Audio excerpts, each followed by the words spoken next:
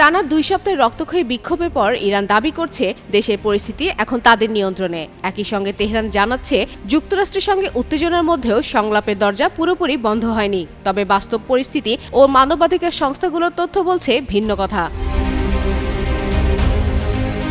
মুদ্রাস্ফীতি ও দ্রব্যমূল্যের ঊর্ধ্বগতির প্রতিবাদে গত ২৮ ডিসেম্বর ইরানে শুরু হওয়া বিক্ষোভ দ্রুত সরকার বিরোধী আন্দোলনে রূপ নেয়। দেশ জুড়ে চলতে থাকে বিক্ষোভের আগুন। রাজধানী তেহরান থেকে শুরু করে মাশহাদ, ইস্পাহান সহ অন্তত ১০০টি শহরে ছড়িয়ে পড়ে বিক্ষোভ।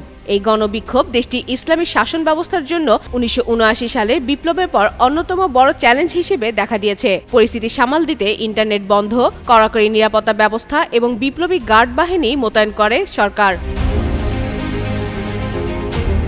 এর মধ্যে সোমবার ইরান সরকার ঘোষণা দেয় বিক্ষোভ এখন সম্পূর্ণ নিয়ন্ত্রণে।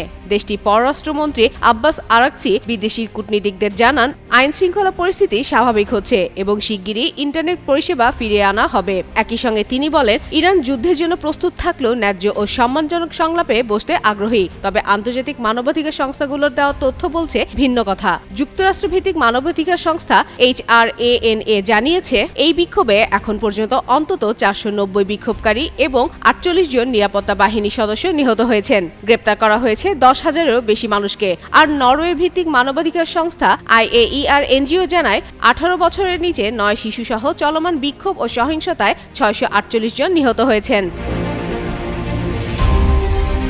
এদিকে যুক্তরাষ্ট্রের প্রেসিডেন্ট ডোনাল্ড ট্রাম্প ইরানের উপর চাপ বাড়ানোর ইঙ্গিত দিয়েছেন, যদিও আলোচনার সম্ভাবনাও নাকচ করেননি। এয়ারফোর্স ওয়ানে সাংবাদিকদের তিনি বলেন, বৈঠকের প্রস্তুতি চলছে, তবে তার আগেই যুক্তরাষ্ট্র কোনো পদক্ষেপ নিতে পারে। পাশাপাশি ইরান ইস্যুতে করণীয় ঠিক করতে ট্রাম্প তার শীর্ষ উপদেষ্টাদের সঙ্গে বৈঠকে বসার কথা রয়েছে।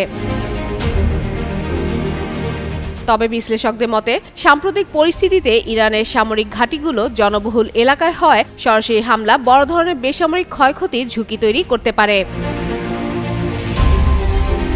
ফাতেমা ফাতেহ জান, যুগান্তর নিউজ।